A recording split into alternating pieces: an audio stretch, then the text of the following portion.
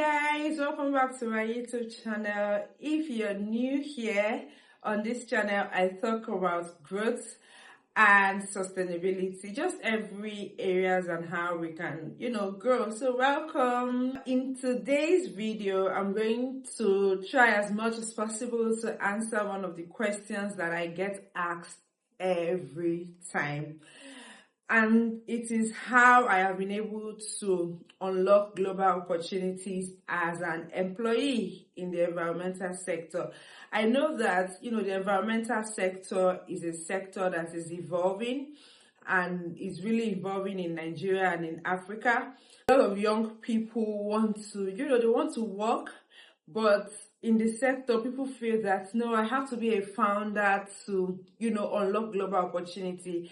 And because most of the things that we have seen out there are mostly from founders, most of the advice on how to, apply for these global opportunities are from the founder's perspective. So I am here to guide you on how to do it on the employee's perspective. So let's dive in. The first step to, applying for global opportunities is first to look within yourself and look at the organization that you're working with or that you're working for. I like to say working with because it's a collaboration between myself and that organization to achieve the organization's vision. So ask yourself the question, what is the vision of this organization and what is the impact of this organization? So take for instance, I work with recyclers and we're a social enterprise that give incentives to people in low income communities in exchange for their recyclables. And because that is what we do, so the vision is to empower people to capture value from their waste. And that is what I like as well, right? So I want to work in that organization because they are empowering people in low-income communities to capture value from their waste. So ask yourself, what impact is this organization that I am working with? What impact are they giving, or what impact is the organization making? You now break it down to, in that big spectrum of impact, what is my contribution towards that impact? So in recyclers, we're empowering people in low-income communities to recycle. I've said that now.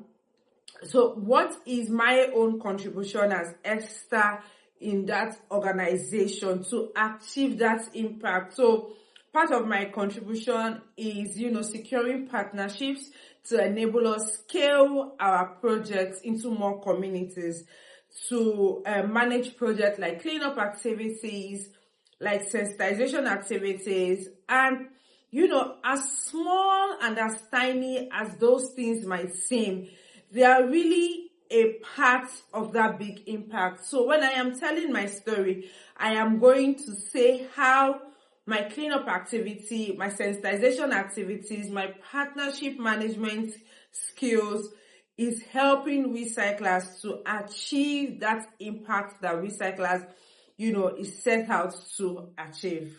The next thing to do is to put yourself out there and start sharing your story. Start sharing your contribution within that organization on different platforms. Share it on your social media pages, your LinkedIn, your Instagram, your Twitter, TikTok, anywhere that is comfortable for you. I'm more comfortable with LinkedIn, so I share my impact on LinkedIn from time to time. When I lead projects, I put it there. So you're not waiting to apply for one big opportunity before you talk about your impact. You're already talking about your impact and people can already see that you are contributing. And the truth is that the more you talk about your impact in that organization, the more you are getting familiar with your impact and the more you are, you are digging deep into the impact that you're creating, so that when you have projects to handle, you're handling it not because, I have a job and at the end of the month they're going to pay me salary. You're handling it because this is my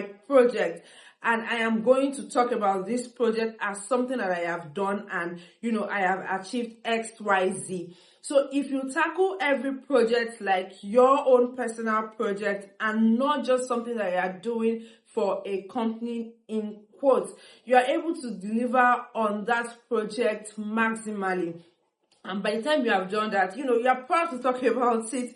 I mean, who is not proud to talk about a great job that they have done? You'll be proud to talk about it. And when you do talk about it, people will see it. And don't worry, if you get just 2 likes, 3 likes, 4 likes, don't worry. Enjoy it. It is not about the like. It is about creating a footprint online. The next thing is for you to build connection within, the ecosystem where you're working. Build connection within the sector where you're working. Build connection with other people that are doing the same project. Find out how they are doing it. Build connection on your LinkedIn page. See what other people are doing. Like their posts as well. Repost. And learn from their work. And I like to say this every time. A lot of time people are looking for mentors or role model, and they are looking outside of their organization. My personal advice to you, take it as a 2 cents. I think that if you're in that organization and you feel like you like the impact that that organization is making, the person that should be your mentor should be your line manager, your supervisor, the CEO. It depends on the level that you are at in the organization. So those are the people that you should see as your mentor, because these people are closer to you and they are able to direct you.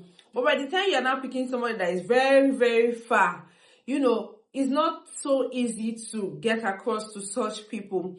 You need this relationship because when you do applications, sometimes you need referee, you need referrals, you need all of that. It is always best when you get it from your supervisor or your line manager, as against just getting it from somebody entirely different that is not in that organization with you. So look within the organization and pick somebody that is already doing something that you think is something that you want to do, and learn from them. Let them you don't even have to say to them clearly that, oh, you're my mentor or something, but like just learning and picking lessons. I learn a lot from my bosses. I ensure that I go back to ask them questions. I ask questions even on things that are not exactly like in my space, so that I just have like an overview of where the company is going and how I fit into that role. The last thing to do is to apply for global opportunities. There are many, many, many, many sites where you can apply for opportunities as an African, like opportunities for Africans, opportunities.com, there's Sisterly, and there are so many more. So you see some of these links on where to apply for opportunities in the description of this video. You're able to go there and then you are able to apply for these opportunities. Look for the ones that suit you or the ones in your sector and apply. The rule is that you have to apply for as many as possible to get, because for every yes that you get, you would always get a no. And there's always that first round of getting no. In the next video, I'm going to talk about getting rejections and what to do when you get rejections and how to, forge ahead. So just apply.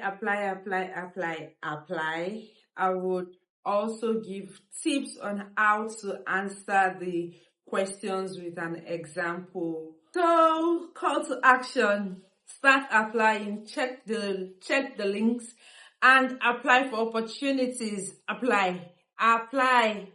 Yes, apply.